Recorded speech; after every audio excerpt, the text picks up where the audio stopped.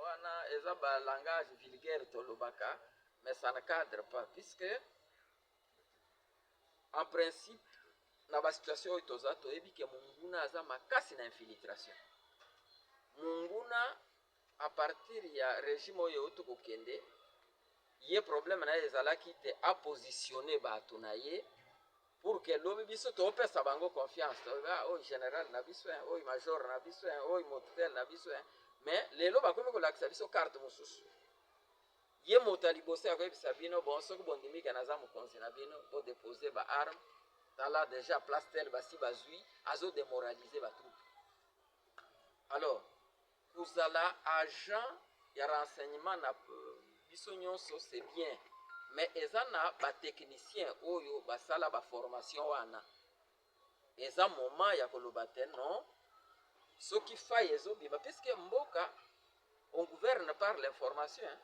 Soki mokonzi ya mboka aza bien informé te akozwa pe badécision ya mabe, mais soki aza bien informé ntango bozopesa ye baproposition wana nde akoyeba situation eza boye boye, donc voilà mesure tel biso tokozwa. Mais c'est comme si banda époque ya Étienne baformation esalama salama bato wana bazalaka na bango kaka ndenge wana. Nous continuons toujours na ANR ebino moko bozomona ANR na biso ndenge ekoma, et yango wana lelo toza toujours même soki bolandi na niveau ya armée eza toujours même na Kinshasa général tel bazo auditionner ye asali boye asali boye, mais on ne sent pas que pour le moment toza na bitumbu toza na ba situation moko sérieux parti ezo raisonner ndenge nini poto accompagner mokonzi ya mboka. Donc toza toujours ndenge wana on dirait net problème yango ezo concerner biso penza te. Oui, koloba te moto nyonso place azali aza agent renseignement c'est bien bon, nakukuya nazoyoka likambo bazoloba na freine na chalito ya bazoloba nini na memi message wana présence sectionnaire tala place moko na leki na yoki bobo, mais il y a des techniciens oyo ya te non vi indice tel tokota na mozindo to bimisa oyo ezomonana te, et yango wana nde tokotinda ipa ya mokonzi ya mboka pour que bazwa bamesure ya bien. Mais on dirait tour oyo na moment oyo toza kaka ndenge wana on ne sent pas bon. Soki toke na guerre na modèle wana nde tokoganye guerre oyo bazo imposer biso. Bino boko bamonaki na bandeli ya semaine oyo tokaki oyo bakangi barwanda kote ya nsele bakangi oyo alobi toza na matete toza na pont matete pour que to séparer bato oyo baza kote ya chango na ba oyo baza wa tozomonaka bililo wana na nini bato bazoloba moko moko oyo bazokanga, mais parti elobi nini bokonzi eza ya biso te. C'est comme si nga nazomona nete ke ntango bokonzi ekokima biso nde tobandi koraisonner. Donc voilà président ngai idée oyo azalaki peut survivre. Vivant. Nakanisi tolandi attentivement Papa Moïse par rapport à l'intervention naïe. Donc si je comprends et on peut lui accorder, on peut concéder cette vérité on a appris. Je sais pertinemment bien que parti est formé par Batebile. Donc en d'autres termes, à Nicolas Balokola qu'il faut tout betambela na parti. Bao nyonso balanda formation ya sécurité. Et c'est que ça la bloc. Ça la bloc et les utiliser. Je pense que ça doit être la meilleure des solutions. Parce que demander à tout le monde, c'est ce que nous disons à tout moment. Liso likolo ya liso. On est allé le kola mbela to betaka. Mais sécurité eza na ba technicien. Et l'UDPS a manqué ba technicien. Donc tous ont ici malobo na parti ya yebi, tous ont ba national chargé à sécurité. Tous ont ba oyo basala na sécurité. Parti ya betana mbela pona ko réunir bango nyonso. Ko fandisa bango ko talisa orientation ni ne singiri tolanda. Pour ko faire face à la situation comme elle est. Sur ce, tu bandit puis la troisième point en jeu d'erreur, ils ont tourné autour de la sécurité, puis la solution est singli tout le cas pour te tuer bako bimana kati na bourbier la situation oyo ils ont même pays la confusion. guerre oyo esengeli tolonga yango, guerre esili toganye yango, mais esengeli tosala nini? Eza motuna oyo biso totuni tozwa mayele na bino po ekopermettre biso tokende liboso. À vous la parole. Oui, président Jeff. Merci pour la parole. Comment ça la moi mes petits mise au point on a comme président Moïse Alobi na au président witi ko limbo la biso tout à l'heure et ça penza yango te parce que problème à parti to bandaka ko la mode depuis longtemps que les partis ne marchent pas, ne travaillent pas, administration zéro. Mais l'oyo nde sikoyo ntango tomoni vago yeye or ezalaka wana kutomanda kolobela yango déjà lelo nde ebimi sikoyo mpena na kwasa siko parti nde abana kotravaille au moment où etravaillera te administration toboma donc mpona yango esengi na biso bakobata tokipe lisusu likambo ya parti te tosala ndenge tozalaki na opposition mpo tosauve pouvoir oyo donc tokota de gauche à droite sécurité sala ezalaka mamba sécurité te sala yango odimo information obengi banini toyebi ndenge nini tosala po ekoma kopesa kaka confiance te o na hiérarchie ya parti po bango kutu soko obengi bango bayambaka te bapareil na bango soko obengi batali abo bazwaki pembeni bato bobima bakodirige un grand parti eza na pouvoir babengi yo atali mpe numéro ya combattant maboyi koyamba siko soki information na nga na informe moni te donc yango wana omoni bambiche badésordre oyo tovivre mpona deuxième point tosala ndenge nini mpona guerre oyo mpo tosoutenir chef de l'état esengeli na biso mpe tocotize le fisque effort de guerre neti biso déjà tobandi osala mwa ba 1000 francs esengi eya na baselile nyonso mpo tosoutenir président alors tozalaka na mwa nini moko tozalaka te babengaki biso kaka totalaki ide wana ezalaki malamu yango na pusaki wana na mikaki kotalisa collègue na ngai mpe avandi wana ye mpe amonaki yango apresiaki yango yaki malamu apusaki toyoki koyoka intervention tolobi o eza mpona parti evivre mpona bato te mais mpona parti alors ezali dynamique pour l'unité et la survie du parti. Alors, na kati ya dynamique wana babanda déjà kolamusa baselile oyo eza reconnu na signature ya mokonzi ya mboka et na signature ya président ya parti. Donc, secrétaire Gisin Kabuya, fédéral Pierre Zomba, sectionnaire Pierre Dizayagana, baselilaire oyo biso tozali selile ya dédoublement te. Alors na baselile wana dynamique wana ezolambusa biso tobenga bato nyonso balemba bazonga totravaille kaka na hiérarchie ya parti oyo eza reconni ti mokonzi ya mboka akotya ordre mpona miniti oyo soki tomoni parti ezomarche te parce que conflit ya oyo tovague oyo tozwaki dernièrement ya deux secrétaires mokonzi ya mboka na atranchang oyo alingaki atranchang oyo na mois de mars oyo mais vi guerre oyo toye nango ekopusa mwa mikolo donc mais biso tolingi otika parti bongo te fo totravaille tosoutenir yango alors kati ya dynamique wana bapesi biso mwa bafiche oyo donc soutien ya effort de guerre alors eza na 1000 francs tozokonze na chaque cellule soki etondi tokende kotika pai ya ndeko Raphaël Kapambu bongo akoyeba kobongisa délégation mpo bakende kotika ngo na maboko ya ye moko mokonzi ya mboka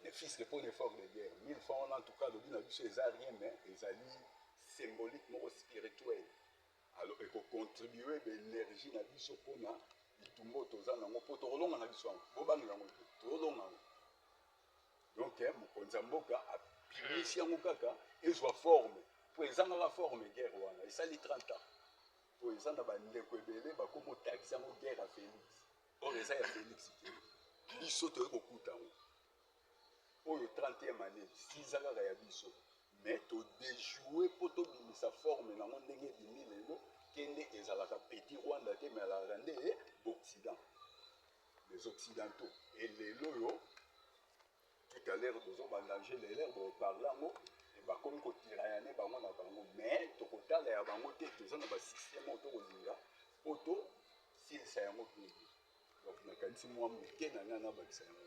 C'est vraiment bien dit. Allez. Merci président pour la parole. Na moi les kanisi oyo nalingaki na avancer yango soki ekozala malamu.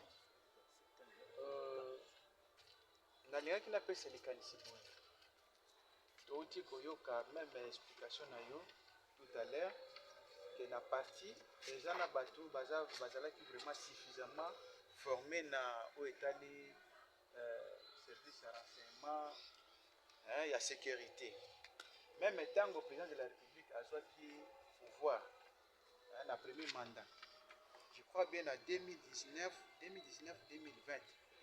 Lancé la formation, mais la CD n'a pas de formation. Alors, on a mis tout le ça. Parti et l'autre a signé qui est ça là. Et d'abord, on a vu que les archives les allées, les listes les allées, même la secrétaire générale, les allées. Qu'est-ce qui empêche que les formateurs ou soit les bateaux déjà formés, les commission moko pour permettre que en place pour permettre aider ou soit les services. Parce que le pouvoir, tant que vous avez pouvoir côté la calicité, il y a bateau bazalaki déjà en place. Il fallait yo moko au luka bateau na yo au la sir na bango au vraiment mieux informé. Je crois bien na 2023 na zalaka wana na secrétaire général. Muto aza chargé na makambo ya renseignement ya parti.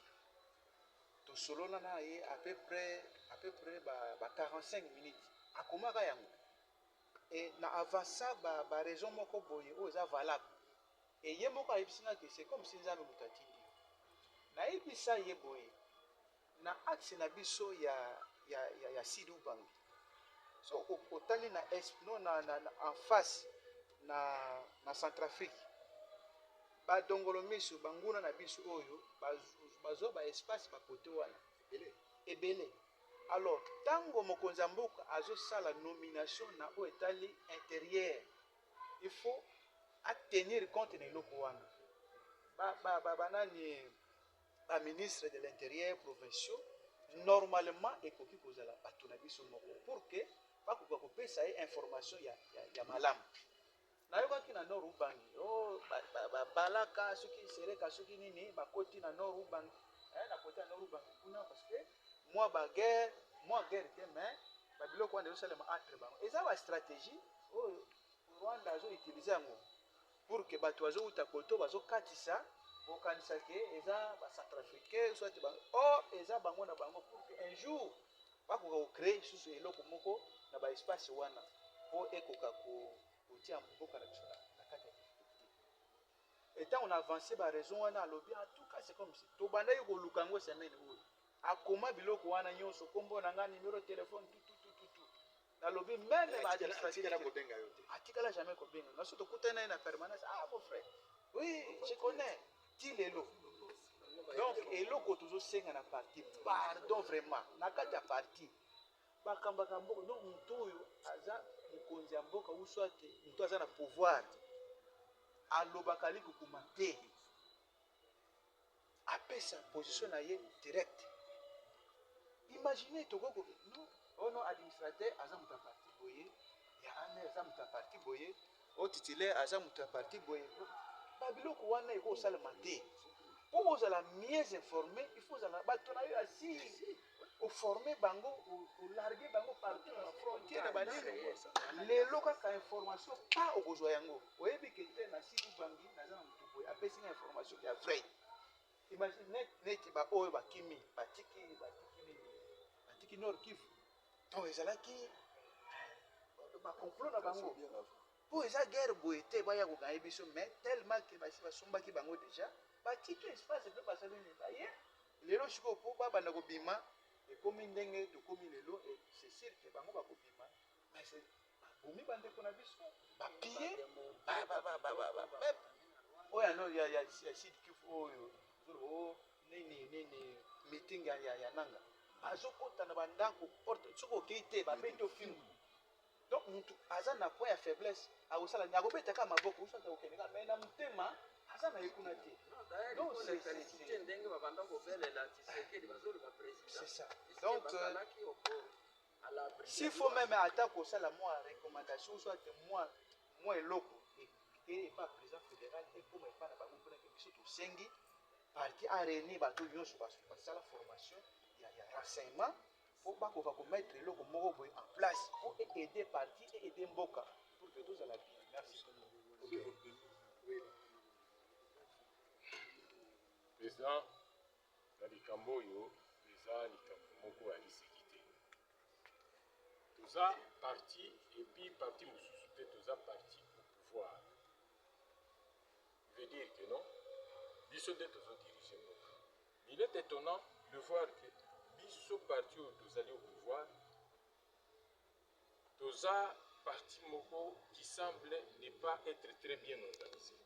Parce que nous qui gérons déjà entité oyo babengi entité ya parti ezali mouvement politique na biso oyo tozogere au quotidien na baidéologie na biso. Parti eza lokola toko koloba école oyo ezosala bastage ezoprépare makambo nyonso mpo tokende kodirige na yango mboka. C'est-à-dire makambo nyonso oyo tosengeli kodirige na yango mboka esengeli euta na kati ya parti. Tout parti esengelaki vraiment ezala très bien organisé. Ça j'insiste. Très bien organisé. Dans quel sens? La structure nyonso, c'est-à-dire et fonctionner na feedback. Feedback est la kisini. Feedback est la kisi.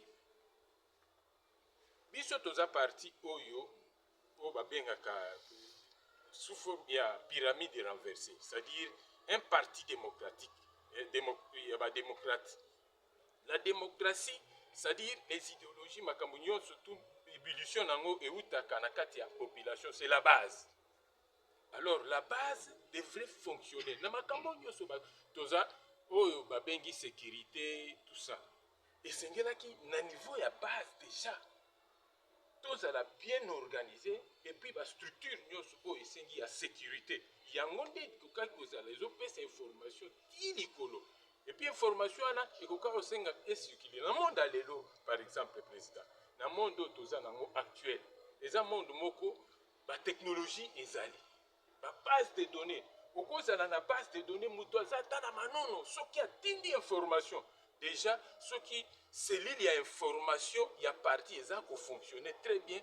Tokoyeba déjà que na manono tel mouvement déjà ezali. Parce que na ba technologie actuelle eza likambo moko ekosala ba 30 minutes 50 minutes, c'est-à-dire à partir déjà il y a gestion au babenga gestion ya base de données au babenga database, c'est-à-dire base de données informatique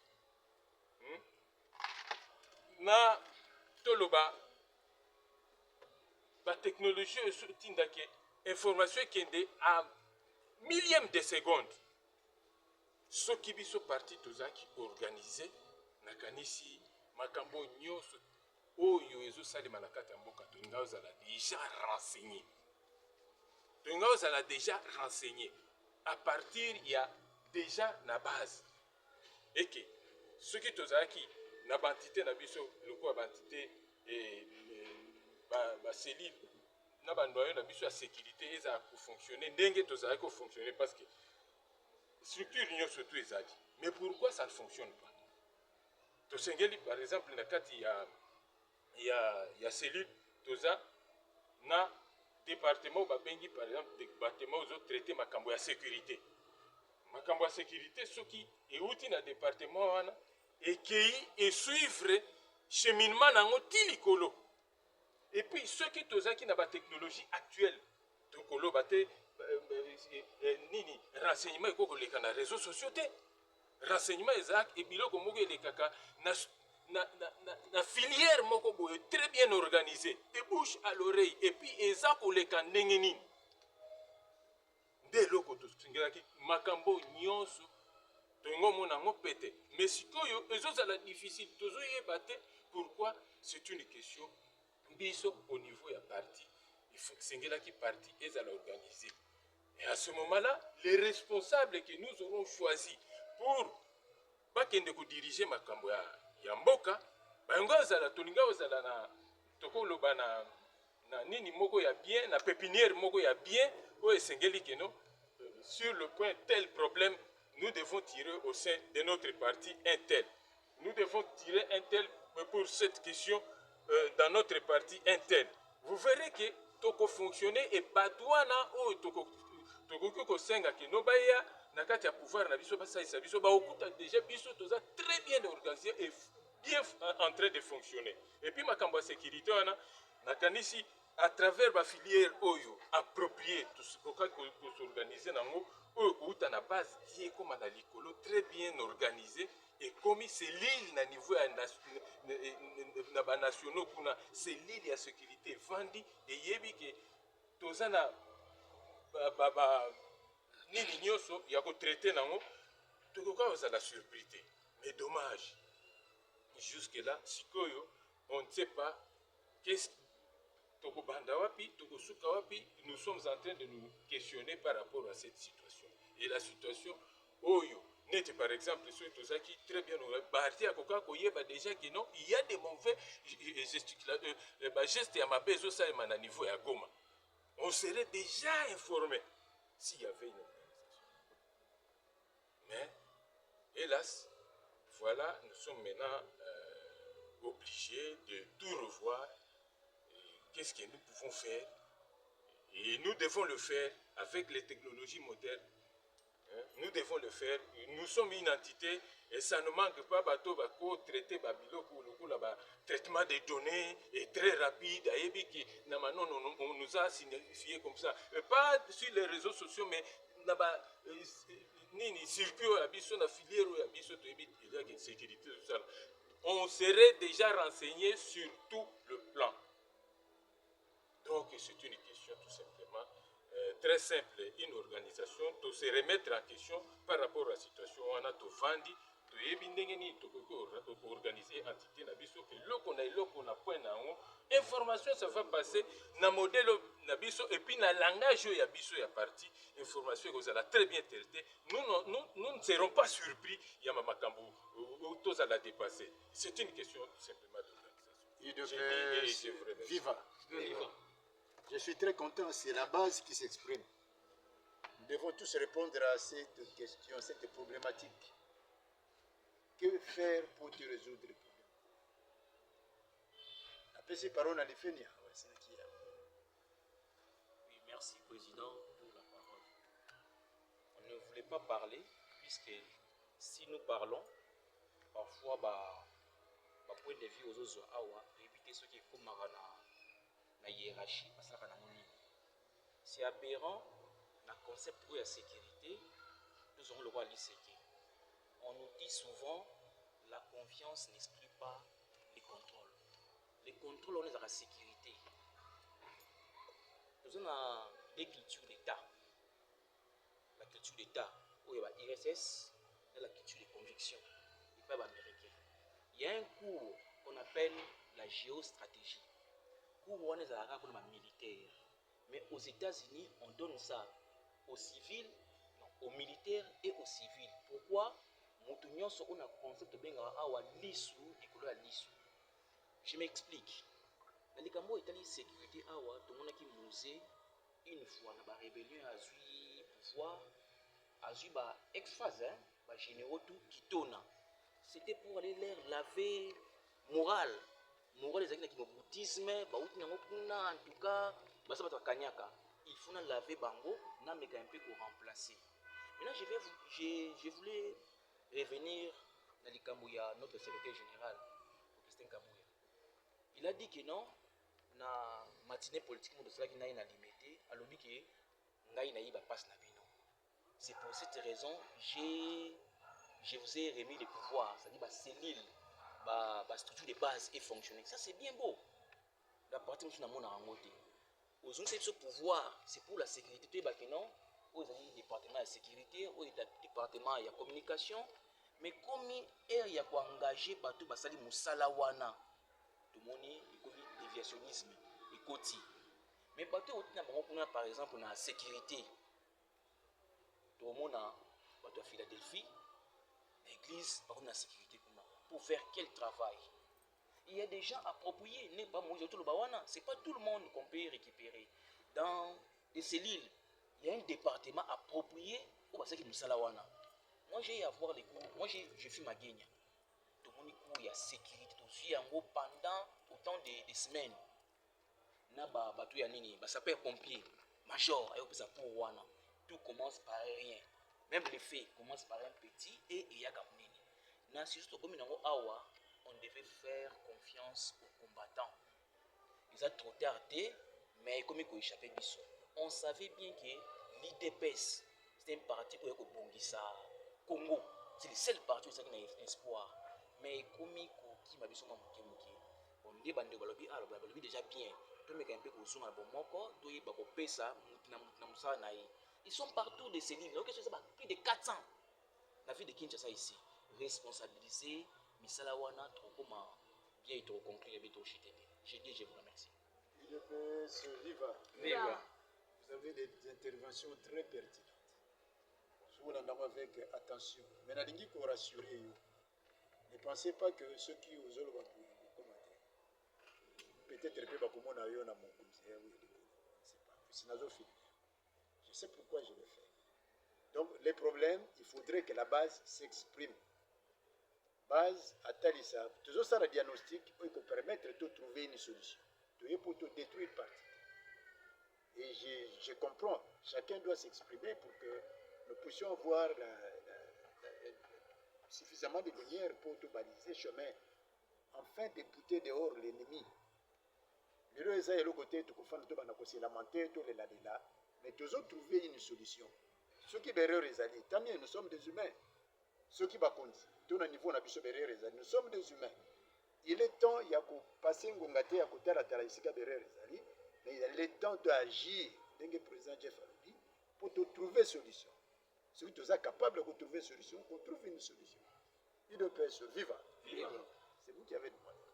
Après, merci beaucoup pour la parole. Na Kolobaboy. Je crois que parti est une école du parti. Dans l'école du parti, dans 2010, tant que tu pouvoir, dans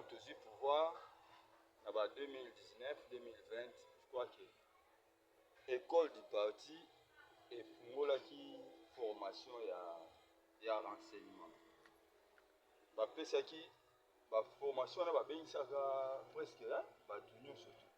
Bayanabi baseli les belé bayaki na ba bayaki bazwaki formation na renseignement propre vraiment à proprement dit ba cours vraiment renseignement na hôtel école du parti après aussi cours na renseignement na école du parti ba pesi au brevet.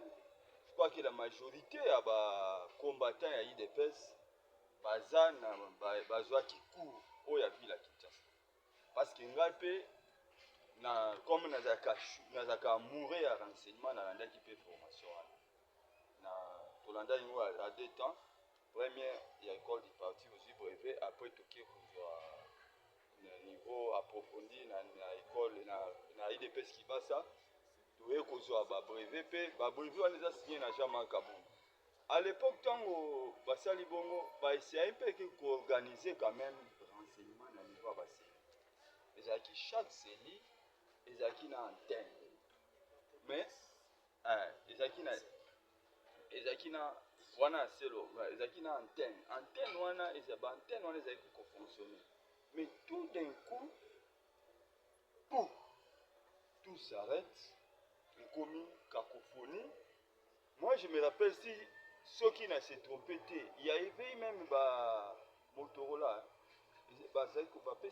certains cellules ba Motorola chaque jour baza ko se communiquer apesi renseignement apesi na gauche apesi na droite mais arrivé à un certain temps tout s'arrête et katani wana tango katani wana en tout cas tina moya lelo situation eza ndenge eza bo eloko na ngina loba depuis tobandi depuis tozwi pouvoir ezolakisaki vraiment idps biso tosi préparaki mpona pouvoir mpona nini boeskizenga terme parce que le pouvoir c'est le renseignement mais service ya renseignement eza kotourne bien te depuis tozwi pouvoir président nommé soki plus de 3-4 fois na baservice wana renseignement même lobby anommé lisusu donc aza kaka arévoke anommé c'est que eloko esengeli biso tobeta se te eza renseignement service ya renseignement oyo ya biso moko ya parti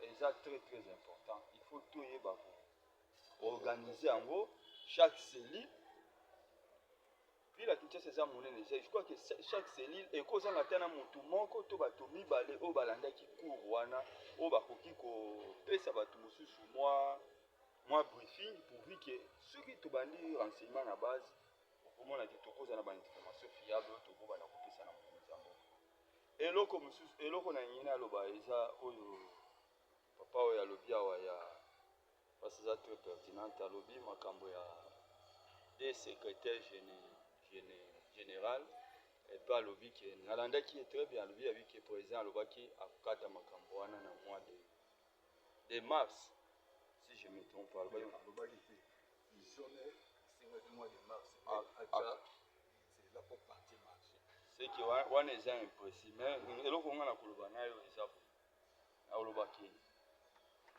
toza jusque là tozaka na sel tozaka na secrétaire général aza kaka moko c'est Augustin Kaboué parce que tukoki kotia c'est Augustin Kaboué président soki azalaki d'accord te na makambo mosusu akokaki koyamba groupe ya Deo Bizibu je crois kiyambaki Deo Bizibu na cité de Loya d'après les informations ayebisaki bango ke tout ce que vous dites vous avez raison mais ce n'est pas le moment toza na bitumba na gauche na droite bozonga nanu bokende kosolola avec le temps tokotala makambo wana mais omona ke bango bayoki te bamemi sikoyo bamemaki bitumba yango na niveau sikoyo supérieur mpona bacréer vraiment crise soki kote omanifeste eloko ezali bango mpe basali boye soki kote eloko ezali ntina ndenge makambo ya Goma ekokoma normal jusqu'à présent c'est toujours Kabuya qui est aux commandes ya baffaire oyo bato nyonso efini babete oyo nga na koloba yango UDPS viva. Eric, vous avez sollicité la parole. Président, merci pour m'accorder la parole. Comme on dit toujours, à quelque chose, malheur est bon. Ndeko ndenga lobi, biso tozalaka déjà département ya renseignement wana, po tozwa ba formation wana. Toza na groupe na biso ya UDPS, oyo topartageaka ba message par-ci par-là. Mais toza pe na ba groupe ya ba parti mosusu, surtout ba parti oyo bayaki kosangana na biso comme ya ba union sacrée. Bango nde baza ba champion na koreele makambo nyonso oyo ya mabe ya barwandais ya Goma ezokweya Goma ezosala boye c'est parti là. Alors na likambo ekomeli biso epesa biso mwa discipline epesa biso sikoyo tout le monde bamona que non c'est l'UDPS. Quand on a un problème aujourd'hui c'est l'UDPS ilo ba parti mosusu wana to bato mosusu wana bakozala te na minute bafani nye bazoloba eloko moko te eloko wana interpellé baautorité na biso bazwa bato ya UDPS na valeur bazala lisusu na makambo na bango ya soki likambo ezali il faut babanda kobandir biso non vous voyez toza na baunion sacrée toza na bango nde bazorele biloko wana ngai nasali mosala makasi nde naza boye na bagroupe nyonso ya baunion sacrée wana soki kaka babwaki oyo ya bango ya barwandais nga mpe nabwaki oyo ya biso babwaki boye nga mpe naboki information ya solo parce que bato ebele bazoyeba réalité te guerre oyo ebele bayebi réalité na moti baomona ke quelque part eza combat ya UDPS yango parfois tozoloba ke non combat oyo eza combat ya UDPS te eza likambo ya mabele eza likambo ya mboka ezala oza na union sacrée oza na parti oza parti nini il faut s'investir parce que lelo soki lelo mboka na biso babotoli yango eza kaka UDPS moto kosibir te lelo bandeko na biso baza na Goma wana bazobeta bango bafimbu bazooblige basala boye c'est le peuple qui est en train de souffrir c'est pas l'UDPS. Alors eza bien bato nyonso bazwa mpe eloko wana na baparti na bagroupe mosusu oyo bozali soki bomoni bazorele biloko ya barwandais bainformation ya lokuta wana bomeka mpe korecadre bomeka mpe kopesaka mpe bainformation oyo ya biso ya solo bomeka mpe kolakisa bato keno komba oyo tozosala eza komba ya udps c'est le combat de tout un peuple parce que lelo nalobi soki lelo babotoli mabele na biso na barwandais bango wana bakoti na goma ta bakoti na goma eloko ya liboso bakotisi bisika nyonso bazokende kotia barwandais epuis tala niveau tala degré bazoloba na kinyarwanda à l'aise comme si on dirait kinyarwanda eza parmi les 4 langues oyo tolobaka na mboka na biso en tout cas c'est un grand sabotage nde eloko na linga naloba yango président nalinga naloba moni Chef, tu vas prendre la parole. monguna ntango akotaka mingimingi na azwi entité soki azwi entité bato bazalaka oyo bayebi makambo ya renseignement tout ça bazalaka sikoyo ntango basalaka ratissage na ratissage wana yebake beaucoup plus c'est le parti au pouvoir qui en prie ndenge bazali wana bazalaki koluka sikoyo où sont les éléments de l'UDPS na kati ya Goma ils sont recherchés non ce n'est pas une même donc ezalaki eloko moko soki tozalaki déjà organisé on serait déjà très bien informé par rapport à la situation wana et on serait déjà capable ya koyeba ke bato na biso tosengeli kosala ndenge nini po en cas de problème boye comment est-ce qu'ils peuvent s'échapper bakozala ndenge nini totie bamoyen toéclipse bato na biso ntango bango baye babandi kosala ratissage ils vont trouver que baza vide si nous étions très bien organisés par rapport à cette mais toza parti tovandi likambo ezosalema eye kokota biso ekuti et surprendre mpe biso c'est vraiment très malheureux eloko nalinga na basi Jeff. Merci président de m'avoir accordé la parole. Dans la vraiment volatilité, je vais juste ramasser ma idée oyo ba ndeko balobi awa. Président, vous savez, à un certain temps, les eaux ça n'a vraiment pas si makasi. Celui total même dans un moment on a parti d'Abisso, tout comme il a baïpona baïper. Donc on va bien la attention, tu vas bien la attention quand il y a marche, surtout il y a parti d'Abisso. Moi je m'attendais peut-être parce que j'étais pas la matinée hier. Je m'attendais peut-être écouter que le secrétaire général a bengisi bateau tout basalaka formation na étali renseignement et sûreté. Ba ya pona koyeba ndenge nini ya kosala. Mais hélas, eza na ngonde bolandaka ba oyo lekana na ba réseaux sociaux te. Bolandaka ba oyo sala sala boite. Parce que où ils ont les canaux réseaux sociaux là. Je pense qu'il y a aussi une entité qui gère, où ils ont géré Banini, surtout. Donc, tout est passoire. Ma frontière, passoire. Médias, passoire. Donc, tout est passoire. Moi, personnellement, ça me fait mal. Ça me fait très mal. Les partis avaient prévu une séance, il y a cours dans l'État matière, il y a la sécurité. Les combattants balandi la formation. Si la formation, on a brevet la bango, on va dans la. Mais au moment que, très cher président sectionnaire, ceux qui n'ont pas place sur la union surtout, parce que nous avons la frontière tellement ébélée. Et puis Bangouna bazo kota bazo bimandenge balingi. Prendre un frère de l'église au PCA Moussala, mais prendre aussi un combattant du parti au PCA Moussala et Zabilo Balé. Parce que moi je veux combattre pour garder les pouvoirs. Mais des fois, il y a l'église, bon, je suis là, en fait je m'en fous, donc ça peut ou ça peut pas. Donc voilà, je peux m'emballer tout le temps et puis je. Mais moi, Nous là, en fait, c'est le sang. L'IDPS coule dans le sang de l'IDPS. C'est sous tambola na katanzoto. Et si on est là, et si on continue à être là, ce n'était pas pour... Bah,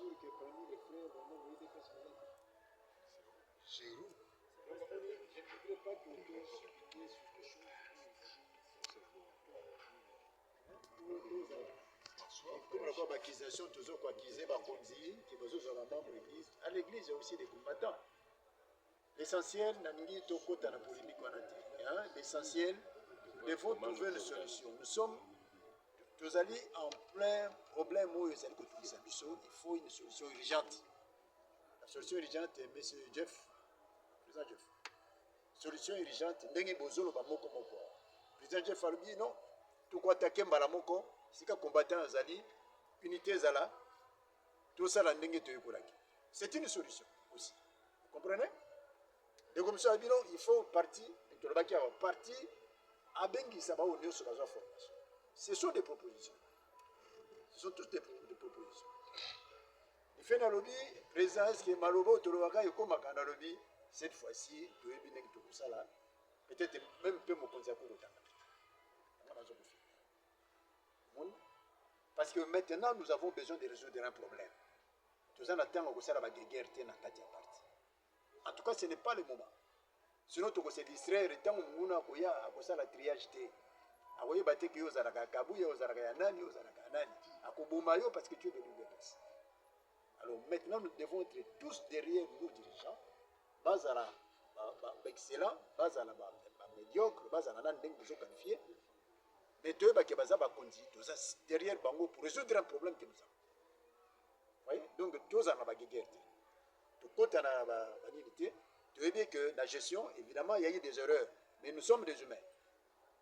Nous sommes tous abattus. La carte n'a pas moto, rien de cocoya. Mais ce n'est pas le moment où on a ça la condamnation pendant qu'on a un problème à résoudre. Donc mettons-nous au travail. Je pense qu'on peut mettre à profit vos interventions, vos différentes interventions. C'est à nous de voir. Mais ce qui a à retenir, chacun pas yazali à la liste du colo et à liste. Il y a un autre niveau. Parce que nous avons appris qu'il y a même des infiltrés, na Kinshasa, na partout na bakwenye. Liste du colo et à liste. Problème ezali ndenge na yo koyoka combattant moko alobi c'est problème ya mabele c'est un problème ya Congo. Même président Fachi va passer un jour, mais tout ce qu'il est en train de faire c'est défendre le Congo. On n'a pas intérêt, moi je ne suis même pas d'accord avec la négociation n'a pas passé, c'est une humiliation pour nous. Nous devons nous engager, mais tu veux s'engager dans la guerre tout bungami. Est-ce que tu es allé prêt? Ce qui compte c'est le mental. Même formation aux Bawana. Vraie formation mentale, sinon vous avez formation militaire. Vous devez vous apprêter, vous préparer mentalement. Nous devons affronter l'ennemi. Nous devons affronter l'ennemi pour que notre terre ne soit pas spoliée. C'est ça notre grand devoir à faire. Il est temps maintenant à côté de ça, de combativité Nabiso en tant que combattant. Il faut tout élément. Il faut tout le coup, ils allaient malades pour te défendre. Tous derrière le président de la République. Parce que dans mon collègue, ceux qui te perdent le président de la République. Ça, je vous dis sincèrement. Le Congo et Kozonga a plusieurs années encore. Nous avons tous intérêt, que vous soyez du pouvoir ou de l'opposition. Nous avons tous intérêt. La négociation, moi je ne suis pas d'accord avec ça. Au sein de la négociation, prémisse, toutes les parties. Et quelqu'un qui a tué Baparanayo, Bandeko, tout ça, violé Bandeko Nayo, on va négocier avec une telle personne. Et puis, je voudrais que chacun de nous puisse s'en tenir. M23, c'est quoi? Ce sont les terroristes. C'est l'unique terme qu'on doit attribuer à ces gens-là. Ce sont des terroristes. On ne négocie jamais. Il n'y a aucun État, même ma grande puissance, et aucun État ne négocie avec les terroristes. Vous avez M23, ils sont flous, ils sont confus. Ce sont des terroristes. Et ces terroristes-là, de origine Nabango. Ezali Nangate, Nangaza Mwana Mosala. Terroristes Ezali Kagame, qui les a tous recrutés. Donc nous devons faire attention. Nous sommes là, le parti doit être uni. Au moment où ils ont parti, il y a un moment où il y a Kabola sous parti. toza na intérêt tosangana mpo tobunda etumba oyo moko moko epai azali na ndako na quartier liso likolo ya lisusu. UDPS viva. Vivant. Vous m'avez demandé la parole? Oui, je vous avais demandé la parole. Ok. Bon, merci Président pour la parole. En tout cas, l'idée pour tout ça, le diagnostic, c'est bon. Donc quand on fait le diagnostic, il faut attaquer la cause. Et ça fait que moi, dans la malaria, au lieu d'attaquer la malaria, vous devez attaquer le côté. Dans le cas parti, tout ça dans le département, il y a sécurité. Le département, voilà, ça existe. Le département, on est informé partout dans la sécurité. Tout ça. Mais qu'est-ce qu'il fait? On a étouffé le fonctionnement de ce département-là. Il faut que l'on soit dirigé, il faut étouffer le département, on n'a pas ça la misala. Au moins, misala est comme ça. C'est l'île bazar formé, les patriotes bazar formé, il y a un constat de sécurité connecté. En Afrique du Sud, on a pour vous mettre dans le pouvoir, il faut vous avoir la sécurité, le département de la sécurité dans la partie. Exemple de question en Afrique du Sud. Je voudrais que tout un chacun puisse comprendre ceci. Le pouvoir est comparable en matière sécuritaire à un arbre. Le pouvoir était de et que tous ces services-là constituent les racines de l'arbre. Ce qui est racine est catalytique côté des matières. Donc on ne peut pas prétendre pérenniser ce pouvoir si on n'entretient pas la sécurité. C'est un élément important. Vous avez président, on a le président sectionnaire, on a dit ça, information du polo. Département à sécurité. Il faut diriger ce petit département, on est fonctionnaire au moins dans la campagne. C'est ce que je voulais dire. Oui, vous avez demandé la parole. Vous allez vous présenter, c'est la première fois que vous êtes avec nous. Ah, je suis désolé, mon sectionnaire ne me reconnaît toujours pas. Ce n'est pas avec vous qu'on était donné l'armée. Oui. Pas une fois, plusieurs fois. Oui, j'étais en déplacement. Je n'avais même pas l'information qu'il y a. Nous sommes ici. Je vous ai tout simplement provoqué. Pour connaître ça, c'est vraiment. Non, vous êtes politicien. Bonsoir, mes amis. Premièrement, je vous salue. Peut-être il y en a d'autres ici qui ne m'ont jamais vu. C'est la toute première fois peut-être, mais moi je reconnais d'autres figures ici. Mais surtout, je suis content puisque je vais me croiser avec Jean-Claude Kabang, le membre de CNRS, c'est-à-dire le service de l'UDPS extérieur, Congo-Brazzaville. Mais d'un côté aussi, c'est un frère. Moi, je suis voisin ici sur Banana numéro 12. Vous parlez de tout ça, je vous connais. Banana numéro 12. Comme par hasard, il y a un grand frère qui est passé à la maison qui me dira que non, la section s'est déjà déplacée de l'armée pour chose. Demba. Alors, je me suis dit, mais ici tout près, je dois quand même être là. Là, j'étais parti en Angola, passer les festivités avec la famille, parce que la femme et les enfants sont là-bas. Moi, de temps en temps, je suis ici. Alors, je vous remercie et je vous souhaite aussi le meilleur vœu.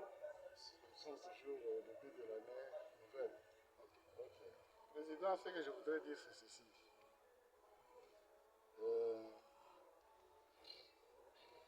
Faisons tout dans l'UDPS pour que cette UDPS-là, de la clandestinité, revienne.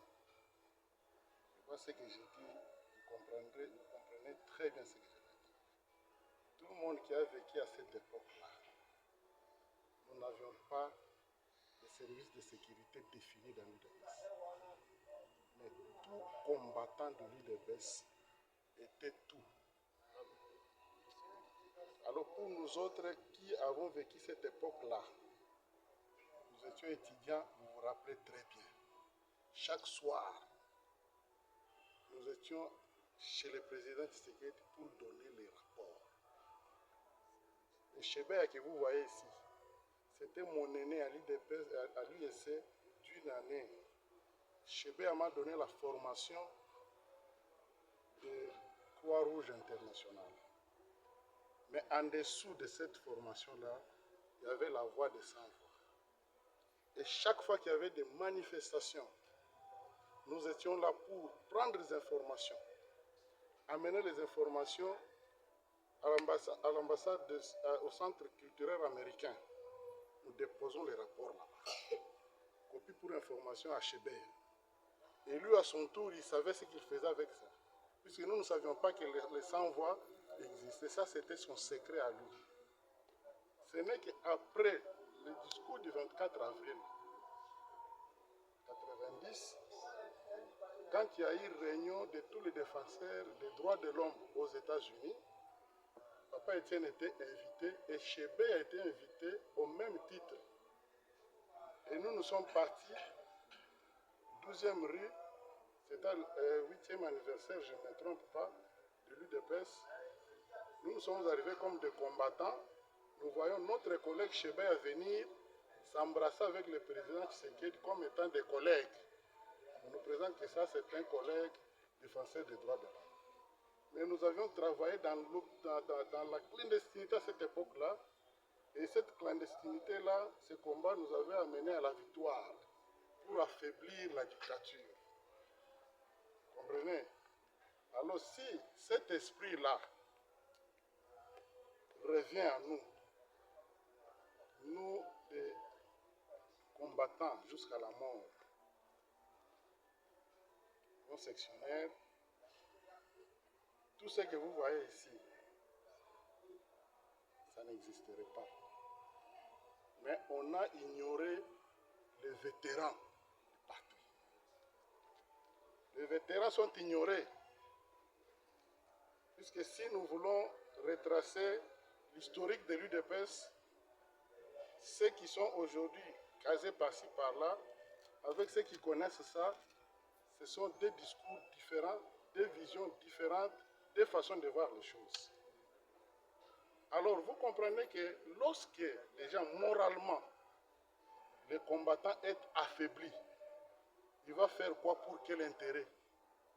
Après avoir traversé la clandestinité, consacré toute sa vie, toute sa jeunesse, vous imaginez? Comme moi personnellement, vous voyez là, Chibala, c'est un cousin à moi. Chose, celui qui était Premier ministre avant Chibala, c'était qui? Sami Badibanga, c'est un oncle à moi. Mais nous, en Angola, on m'appelle, on me dit, venez, Sami Badibanga est passé Premier ministre. Moi, je dis, il a trahi, je ne viendrai pas. J'attends jusqu'à ce que nous aurons notre pouvoir. Et quand nous avons reçu notre pouvoir, nous sommes venus, hein, on commence maintenant, j'arrive à la permanence, je vois je ne sais pas qui vient comme ça pour me dire que non, la vie Oyo, à votre époque, vous n'avez pas eu le pouvoir, c'est nous, la jeunesse d'aujourd'hui, qui avons le pouvoir. Ça fait mal au cœur. Quand nous disons que le parti est mal géré, c'est parce qu'on n'a pas su gérer les vétérans avec ceux de, comment on les appelle, de 100 jours. Vous comprenez? Il y en a beaucoup, ça, il faut citer les années dans l'IDPS, ils ont peut-être 10 ans, 8 ans, des choses comme ça. Mais ça fait mal. Alors cet esprit-là continue toujours à nous animer. Mais nous allons maintenant, pour le moment, nous sommes au pouvoir. Il faudrait qu'il y ait une canalisation des actions. Je dois savoir ce que j'ai fait, je l'ai fait, oui. C'est le patriotisme. Nous sommes un parti au pouvoir, nous devons défendre notre pouvoir. Mais il faudrait, tout doit être organisé. Il est vrai que la trahison existe dans l'armée, dans tous les services. La trahison existe. Il est vrai que nous sommes déjà infiltrés depuis très longtemps. Il est vrai. Mais il est aussi vrai que nous sommes au pouvoir. C'est une réalité, une évidence à ne pas exclure. Et nous sommes, jusqu'à preuve du contraire, nous sommes au pouvoir et nous contrôlons. Je peux dire même 95% du territoire national. Nous le contrôlons, pour ne pas dire 100%. C'est-à-dire que Il faudrait maintenant savoir, pour le moment, les partis, quelles sont les stratégies.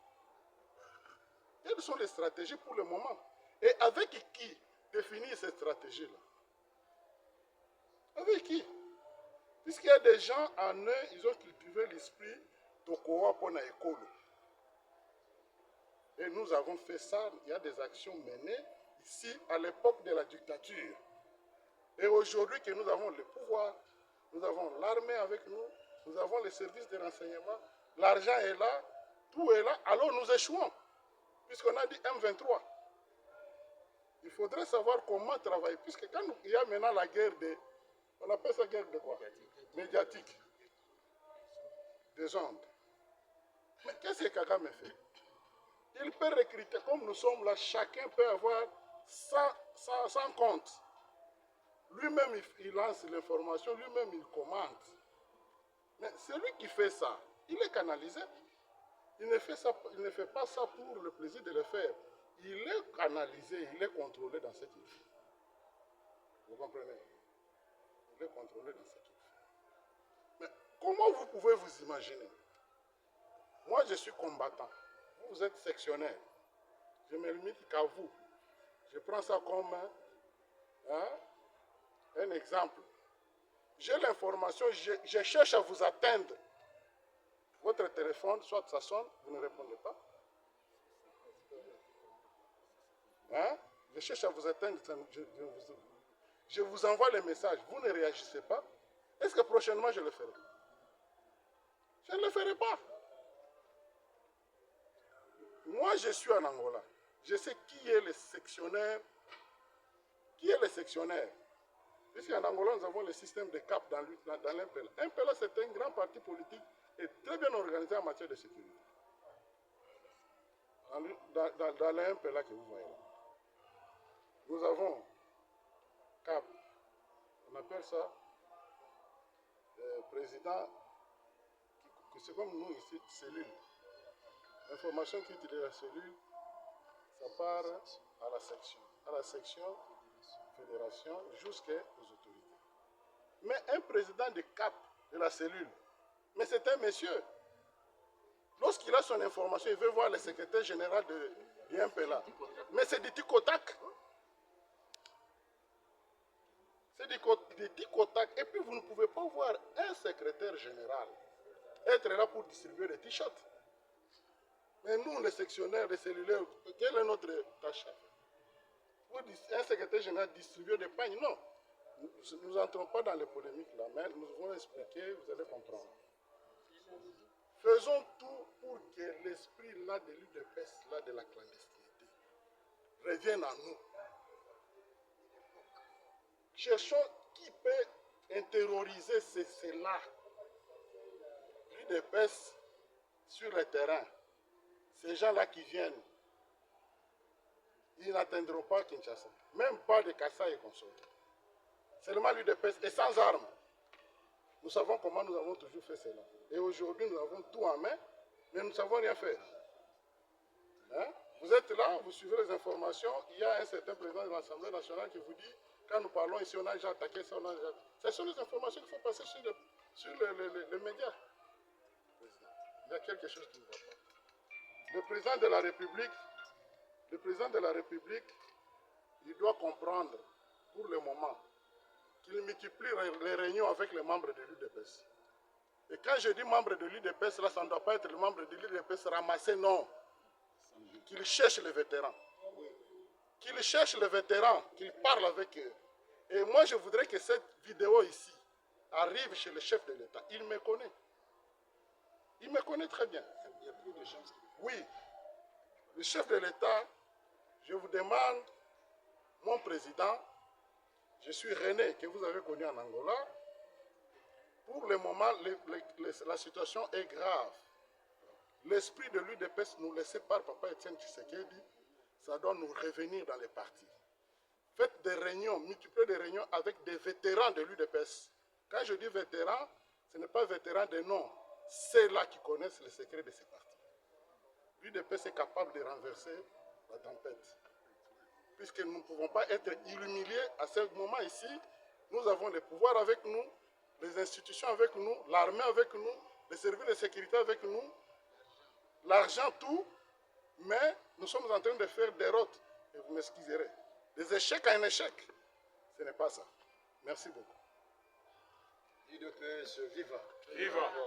Je crois que l'essentiel vient d'être dit. Donc les partis souffrent des problèmes de l'idéologie. L'idéologie, si j'ai bien compris. Mingi bazoko bazui baposte bazana idéologie te ya donc c'est ce qui vient d'être demandé.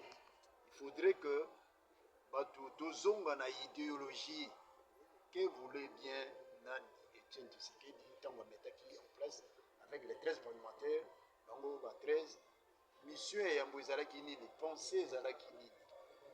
C'est ce que nous voulons pour que nous puissions bien défendre notre pays.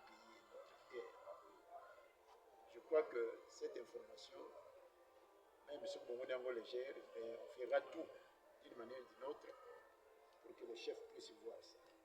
On fera d'une manière ou d'une autre. UDPS, viva. Les amis vont plus loin. Une seconde, tu as quelque chose à dire? 30 secondes. UDPS, viva.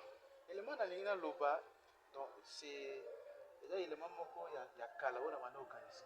C'est par rapport par rapport au toujours ça. Cela veut dire quoi? Dans ce na parti, tous angin bon tenir papa. Par rapport na biso ya parti, c'est que les bien canalisé. C'est la parti zangi moyen de ya kopesa chaque cellule soit chaque section, azala na machine na ye. Au cas où vous avez l'information, vous pouvez imaginez autre que na ba cyber. Par contre, vous avez un élément, même à côté mususu. Donc même après mouvement oyo parti alors quand même moi moyen de un problème qui rentre dans les cadres de l'organisation. Vous avez déjà soulevé ça. Ça c'est notre aspect. Qui m'avait demandé, bon, en dehors de ça, ça c'est une parenthèse fermée. Qu'il y a une autre information, c'est là où on va s'arrêter. Oui, président. L'information n'est pas encore parlée. Ça va. UDPS viva. Chef de l'État a dit qu'on a la nomination dernièrement a nommé conseiller en matière de sécurité Casimir Kolongele Eberand a commis conseiller en matière de sécurité chef de l'État Longoli Jean-Louis Sambo. Wana pena tukua to mona kango pena fo mwana ndako azala na kati ya matière de sécurité parce que trahison le kagitu mutu bacha wana ako trahi biso bazo sena ba conversation téléphonique Jean-Louis Sambo wana non mutu sur na continuer akobomisanga yanga bwakaki alors ayeko sala nomination na Air Congo ayeko nommer Maman Nzolantima ayeko tia DG à Air Congo DG Charles Moutamout a nommé DG à Air Congo ayeko sala sous nomination na ambassade auprès du Brésil parce que tozaki na ambassade auprès du Brésil a nommé mutu moko wana tina Thaïlande ambassade à Thaïlande a nommé pe mutu. En tout cas, voilà tout le monde est très clair. Deuxième information, baoutou kokanga un infiltré un Rwandais na matiti. Ba interroger qui est a témoigner que tokota wakala. Batali na ba vidéo na manduki na ba munitions oui a témoigner que tongato sala coup d'état tongato ya to kanga nanu RTNC yemo ka zo témoigner. To kanga palais du peuple tout comme stade de martyr pour tout continuer mission na biso batine biso kaka to ya to battre chef de l'État. Alors bakangaki Rwandais wana bi baza nombre ba misusu alobaki batangaki ba misusu baza na po ya mayanji ba misusu baza na débonome atangi bako ba misusu ba misusu baza côté ya Selimba atangaki partout. Alors Rwandais wana na minute baza na ndolo ba bia ba bomba il faut pesa ba alors, information mususu 8 pays ayé pour aider biso aussi sa guerre. 8 pays on ezali Madagascar azana 4, Maroc azana 4, Mali azana 4, Afrique du Sud yemo azana 4, Tchad azana 4, Burkina Faso azana 4. Donc 8 pays o ba yé pour aider biso pour guerre ça nini ici là.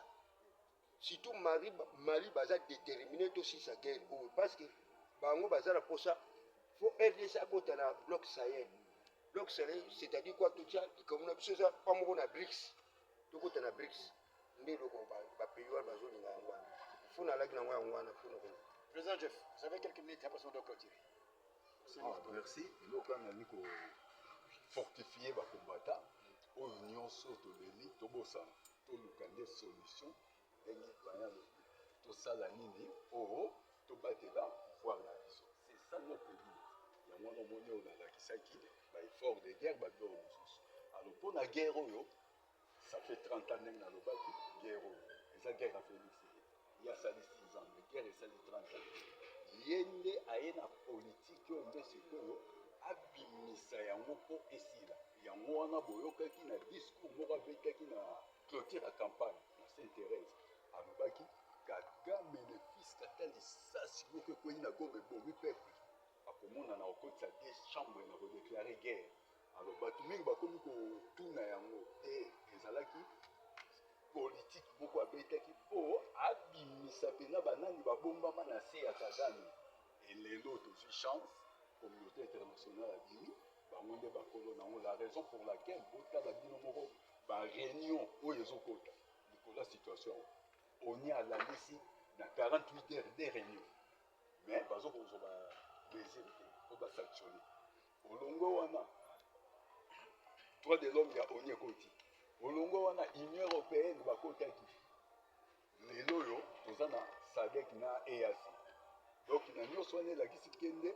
congo abimisi motakala ya origine ya guerre wana e eza guerre oyo tobengaka guerre sur le plan ya indépendance économique oyo tozoluka donc tozolonga guerre oyo bobanga ngo te ndenge tozolonga ngo mbala moko indépendance totale économique ya congo mpe congo eke en avant totikaka dernier virage oyo tosimbana tobunda bakokoka biso te ndeko alobi bakangai na mateta wa me na mbanza mungu mpe bakangaki moko abimaki aye asomba kwanga azoloba na anglais abimisi mbongo $100 bamama wana batekaka kwanga balobi o sister moto azoba na anglais babengi non aza na besoin kwanga mama bamoni bamere wana bamoni suspect babeleli mbala mo baye batie maboko bamenase o te toza 600 toza na kati ya globe oyo ya mbanza mungu baa na kati ya globe baa 600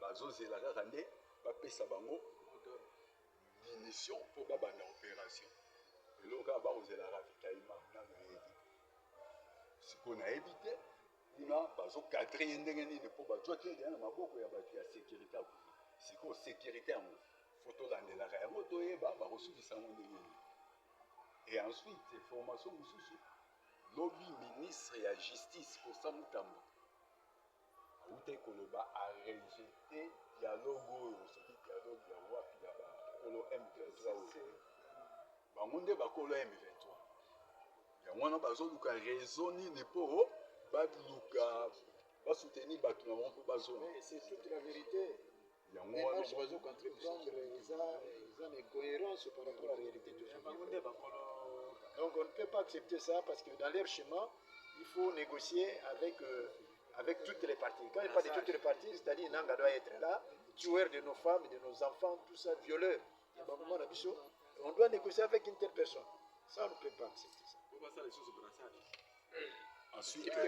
Ensuite, ntango yango wana omoni Etienne Tshisekedi le père abandaki koboya kokutana kabila abandaki koexige fo média ezala vana sona na bonomo aki na raison Félix akutani na soi-disant batanga ntina mapata oyo les évêques oyo akutani na bango oyo ayebisi bango mosusu mais na média il a accepté les dialogues babandi bachantage na bango baosala donc biloko wana nyonso manque ya communication ya biso bakombata na auprès ya population donc faut tozongela biloko toyaki nango ntango toyaki na opposition yaki bouche à oreille yaki bapareil te elaki mpe me batélévision te donc c'est déjà quelque chose acté il faut se mettre au travail se remettre na kati ya idéologie ya yango oui papa merci pour la parole mes chers collègues pendant toya awa tolobi makambo ebele je me demande si au niveau de la section, tout ce que nous disons ici a été noté. ainsi, oui. C'est filmé. Est-ce qu'il y a un bureau d'études? Moi, je pense qu'il ne suffit pas de nous époumoner ici. On s'époumonne et tout reste ici. Mais je crois avoir déjà répondu à cette question. Non, moi, je n'ai pas suivi. Vous n'avez pas suivi quand Est-ce je que je parlais peux... ça? Quand Papa Kassonga est en train de... Il a pris la parole. Je vous ai déjà répondu. Bon, écoutez, bon, je vous rassure. Hein? Ce ne sont pas des bobards que vous rencontrez. Moi non plus, je ne viens pas passer mon temps inutilement ici. Et je ne suis pas de la nature à pouvoir tromper. Ça va, si on a parlé, je retire la parole. Ok. Donc, rassurez-vous, nous devons défendre notre patrie. Nous devons défendre nos terres. Tout un chacun a le devoir d'apporter sa pierre. C'est ce que vous êtes en train d'apporter comme contribution. Tout ça, ça m'a dit, tout ça, idée, tout ça. Et si vous avez besoin de la légère, vous n'êtes pas sûr de vous-même. Ça, je regrette. Hein? On dirait que vous avez confiance dans mon côté. Les partis n'appartiennent ni au président Félix Antoine Tshisekedi, ni au secrétaire général Kabouya, ni à moi. C'est notre patrie, c'est notre pays. Biso nyonso na ba fonction toza nango tokoleka. Mabele kotika tokotika bana na biso nini. Totika ona maboko papa. Tozolo tando tobene. Tobo matango na koswana na moment où pendant que nous devons chacun de nous devons faire quelque chose. Moi aussi de ma part. Lui est en train de noter. Il a noté. Ça je confirme, je l'ai regardé. Il m'a dit qu'il a noté. Mais en dehors de ça, c'est enregistré, non? Vous savez pourquoi je le fais? Peut-être que nous avons remonté. Parce qu'on ne sait pas. En tout cas, nous devons aussi, on va fournir un effort. Nous devons sauver les partis, être derrière le président, nous devons l'aider. Parce que sans blague, le président est en train de recevoir des pressions. Pour tous les la place n'a été. À jour recevoir la pression où il est lié. Peut-être que quand il y a un faire dans la chambre, mais il fallait nous en appeler président. Je n'ai jamais vu un pays où dans ces pays seulement, le pouvoir est sacré. Même devant les seigneurs, ils ont fondé se permettre de faire l'État. Un chef de l'État qui représente le pouvoir de Dieu dans votre terre. Est-ce que je vous dis sincèrement ça, je vous confirme. Le président a la pression. La réaction bien sûr, pour tout ça, on a posé la décision, na lombango, afin de résoudre le problème. Mais de éviter derrière tout ça, pression ni il faut les féliciter, ceux qui tirent le loyo, à ce qu'on continue pour le ballon. Je vous ai déjà dit ici que la communauté internationale, mon côté, va accepter que ces pays d'abord soient industrialisés, ces pays se développent, parce que le développement industriel du Congo, Ezali, Chit et Europe. Ça, vous le savez. Le Congo est un pays stratégique. Nous devons comprendre, accompagner le président de la République.